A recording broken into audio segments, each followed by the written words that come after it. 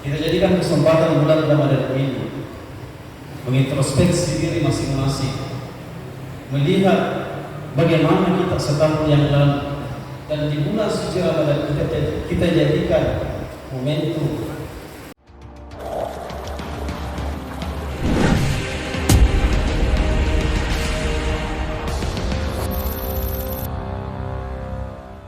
Bismillahirrahmanirrahim. Assalamualaikum warahmatullahi wabarakatuh. Alhamdulillahirabbil alamin. Panjatkan kepada Allah Subhanahu wa taala, di mana pada malam hari ini, malam kelima Ramadan, kebetulan sebenarnya pada malam hari ini malam bersama, kebetulan beliau tidak sempat hadir. Jadi kami mengisi untuk memberikan saling mengingatkan tentang syariat-syariat juga. Alhamdulillah, puji panjatkan kepada Allah Subhanahu wa taala, di mana pada malam hari ini kita masih diberi nikmat kesehatan dan kekuatan serta nikmat keimanan. Salawat dan salam atas Nabi kita Muhammad sallallahu alaihi wasallam, Nabi sebagai panutan kita. Jadi memasuki awal-awal bulan Ramadan ini merupakan sebuah kesyukuran bagi kita semua bahwa kita masih sampai di bulan suci Ramadan. Kita masih mendapatkan bulan suci Ramadan. Bagaimana dengan keluarga-keluarga kita yang tidak sampai di bulan suci Ramadan? Dan kita ketahui bersama bahwa bulan suci Ramadan itu adalah bulan yang dilipat gandakan pahalanya, bulan yang semua amal-amal akan dilipat gandakan sampai ratusan kali lipat. Dan ini menjadi momentum, menjadi kan kita melebur dosa-dosa kita. Kita jadikan kesempatan bulan Ramadan ini mengintrospeksi diri masing-masing, melihat bagaimana kita setahun yang lalu, dan di bulan suci Ramadan kita jadikan momentum, kita jadikan kesempatan, dan merupakan kesyukuran besar bagi kita untuk merubah diri kita. Anak-anak, seperti penceramah orang tua kita kemarin malam, bahwa apabila di luar bulan suci Ramadan nantinya dan tidak adanya perubahan, berarti selama bulan suci Ramadan tidak ada faedah yang kita dapatkan. Bagaimana mesti? Jadi dan setelah nanti bulan suci Ramadan kita akan berubah, karena kita pelajari diri kita selama setahun yang lalu, kesalahan-kesalahan yang kita lakukan, entah itu kesalahan kepada sesama manusia dan lebih-lebih kepada Allah Subhanahu wa taala, kita berubah. Kita gembleng diri kita di bulan suci Ramadan. Kita menangis, kita merenung, bertobat kepada Allah Subhanahu wa taala. Apalagi pada sebagai manusia adalah tempatnya hilang, tempatnya salah. Mudah-mudahan di luar bulan suci Ramadan ini kita lebih istiqomah, kita lebih bertakwa kepada Allah Subhanahu wa taala. Itu yang pertama. Kita bersyukur kita mendapatkan bulan suci Ramadan. Apalagi kita yang sedang sakit-sakitan, kita bersyukur. Banyak keluarga kita yang sehat walafiat, kekuatan luar biasa, tiba-tiba meninggal tidak sampai menikmati bulan suci Ramadan. Kemudian berpuasa. Berbicara masalah puasa, kita paham. Dan surah Al-Baqarah 183, ya ayyuhallazina amanu kutiba alaikumus shiyam. Hai orang-orang yang beriman. Ya ayyuhallazina amanu, yang dipanggil orang-orang yang beriman. Kenapa? Bukan ya ayyuhan nas. Karena kenapa? Kenapa orang yang beriman? Karena yang sanggup melaksanakan puasa hanya orang-orang yang beriman. Bukan ya ayyuhallazina ya ayyuhan nas. Karena kenapa? Hanya orang-orang yang beriman. Mereka yang dipanggil hanya orang-orang yang beriman karena mereka yang sanggup berpuasa. Alhamdulillah di samping kita ini semua orang-orang yang beriman, mereka semua sanggup berpuasa. Jelas dalam ayat di surah Al-Baqarah ayat di awal-awal, hanya orang-orang yang beriman karena mereka sanggup beriman. Karena kalau tidak beriman, yakin dan percaya tidak akan sanggup berpuasa. Dan puasa adalah ibadah ruh, ibadah ruhiyah, langsung menyentuh dengan hati. Tidak sama dengan ibadah salat, dia bergerak, gerakan. Kemudian ibadah dengan sedekah, dengan zakat, dia dengan harta. Tapi ibadah dengan puasa, dia langsung menyentuh ruh, hati kita. Karena kenapa? Kalau sholat kan dilihat gerakannya secara nyata, tapi kalau puasa kita disentuh. Puasa itu kita tapi ini sudah mana? Ingin wajib. Dan memang puasa adalah merupakan ibadah yang teristimewa dalam agama kita, karena Allah mengatakan bahwa puasa untuk saya dan saya yang akan langsung membalas. Tidak sama dengan ibadah-ibadah yang lain. Sholat itu untuk kita, bukan untuk Allah. Dan puasa Allah mengatakan puasa untuk saya dan saya yang akan membalas. Itulah keistimewaan puasa. Dan banyak hikmah dari puasa itu sendiri. Yang pertama adalah mensucikan jiwa manusia. Kami katakan tadi bahwa puasa adalah langsung menyentuh ruh jiwa kita. Kita tidak bisa bohong. Karena kenapa? Karena kalau orang-orang yang beriman, karena dikatakan tadi, ya ayyuhallazina amanu, pada saat orang-orang beriman berpuasa, pada saat tidak dilihat oleh manusia, karena hatinya berpuasa langsung menyentuh dengan ruh, dia akan berpikir bahwa kalau saya dilihat, ya Allah lihat saya. Dan langsung menyentuh dengan hati memang puasa. Tidak sama dengan ibadah-ibadah yang lain. Itu yang pertama, adalah mensucikan jiwa manusia. Kemudian yang kedua adalah melatih kesabaran. Jelas, melatih kesabaran. Karena kenapa? Orang-orang yang tidak bisa bersabar, tidak bisa menahan lapar, pasti tidak bisa berpuasa. Lagi-lagi kembali ya ayyuhallazina amanu. Hanya orang-orang yang beriman yang bisa. Hanya orang-orang yang beriman yang bisa melatih kesabaran. Pada saat di luar bulan suci Ramadan, tapi terkadang kita alami sendiri. Secara pribadi saya juga mengalami. Terkadang di bulan puasa itu tingkat kesabaran kita itu betul-betul diuji. Biasa begitu puasa lama kajaran. Kenapa saya katakan seperti itu? Karena saya merasakan sendiri. Tidak sama di luar. Karena kenapa? Ada rasa lapar. Jadi itu makan. Ada sesuatu berapa? Di situ betul-betul kita diuji kesabaran kita. Tutup mulut kamu. Ini kita makan.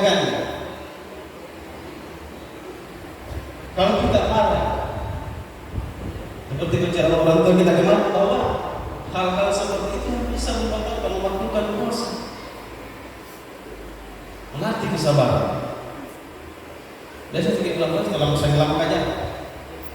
Dan memang di sini melatih kesabaran kita. Dan kalau kita bisa lolos, insyaallah di bulan-bulan berikutnya kita akan bisa menjalani kehidupan ini dengan lebih baik lagi.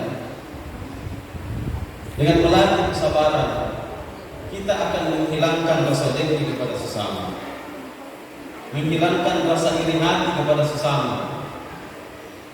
Di bulan suci Ramadan, jangan karena keluarga kita dapat harta, kita yang sakit hati. Keluarga kita naik motor, bawa motor, kita yang bunyi. Keluarga kita memiliki pasangan, kita yang berutang. Dengan puasa melatih kesabaran kita, melatih keimanan kita, sehingga kita bisa lebih bersabar, bisa lebih menerima keadaan bahwa inilah takdir saya. Karena ulama kita mengatakan bahwa bagaimanapun kondisi kita saat ini, bagaimanapun kondisi kita saat ini, itulah yang terbaik menurut Allah untuk kita. Tidak ada kata menyesal. Dengan puasa kita bersabar tentang kehidupan kita, bahwa inilah kehidupan kita, inilah takdir Allah. Tidak ada kata kenapa dulu saya tidak seperti ini sehingga saya menjadi orang kaya. Kenapa dulu saya tidak sekolah seperti ini sehingga saya menjadi orang kaya. orang-orang beriman, orang-orang yang bersabar, menyadari bahwa bagaimanapun kondisi saya saat ini, mau kaya, mau miskin, mau punya jabatan, mau rakyat jelata, mau petani, dia akan merasa bahwa inilah takdir saya. Implementasi dari rukun iman yang keenam, percaya pada ketentuan yang diberikan Allah. Tidak ada kata penyesal. Kemudian selanjutnya adalah dari hikmah medis. Jelas puasa itu membuat kita sehat. Karena kenapa? Memberikan waktu istirahat kepada organ-organ tubuh kita untuk beristirahat, mengolah makan. Kalau untuk lalu saya kami guys posisi utama, dia akan capek juga. Dan itulah yang menjadi penumpukan yang akan menimbulkan berbagai macam penyakit gula, serangan jantung. Karena kenapa dalam tubuh kita ada 3 tempat: darah, makanan, dan air. Pada saat itu tidak terpenuhi, pada saat itu kelebihan, itulah yang menimbulkan berbagai macam penyakit. Kemudian sebagai bukti dari medis, dan tidak terkena dari operasi, pasti berpuasa juga, kan? Dia akan berpuasa dulu karena kenapa? Itu adalah salah satu bukti bahwa puasa itu membuat orang sehat. Dia akan berpuasa dulu, disojok berpuasa, tahu mana di operasi. Itu salah satu bukti dari medis bahwa puasa itu menyehatkan, membuat kita sehat. Masirul muslimin sidang jamaah takbir yang dirahmati Allah Subhanahu wa taala. Berpuasa merupakan kewajiban yang mutlak kita lakukan. Tidak boleh tidak. Terkecuali orang-orang yang memang tidak diwajibkan berpuasa. Seperti yang belum balik, kita pahami bersama. Bahkan Allah memberikan keringanan kepada kita pada saat musafir. Kita tidak dibawahi kewajiban untuk melaksanakan puasa. Boleh kita membatalkan puasa kita dan mengganti di hari yang lain. Dan memang puasa ini merupakan seperti di surah Al-Baqarah tadi, bahwa betul-betul orang-orang yang beriman yang diberikan. Dan harapan kita sebenarnya adalah hikmahnya puasa adalah pada saat kita keluar di bulan suci Ramadan. Itu yang menjadi tolak ukur sebenarnya. Itu yang menjadi tolak ukur. Karena di tempat puasa inilah, di bulan suci inilah, kita menggembleng diri kita, melatih kesabaran kita, melatih hati kita. Dialek kepada hati. Dia lakukan pelutan, melatih kesabaran kita, melatih ibadah kita. Di bulan puasa juga berkurang miskin. Dan kita harapkan di bulan setelah Ramadan seperti itu juga. Dan memang di luar bulan suci Ramadan itulah sebenarnya hasilnya. Karena pada saat sebelum bulan suci Ramadan, pada masa itu begitu keadaan kita di luar bulan suci Ramadan, pada masa itu berarti tidak ada manfaat dari ibadah puasa tersebut. Yang dulunya sebelum bulan suci Ramadan, sholat berjamaahnya cuma maghrib dengan isya. Tapi pada saat masuk bulan suci Ramadan, meraji setiap waktu. Setelah keluar bulan suci Ramadan, 5 waktu, alhamdulillah. Tapi keyakinan 5 bulan suci Ramadan sebelumnya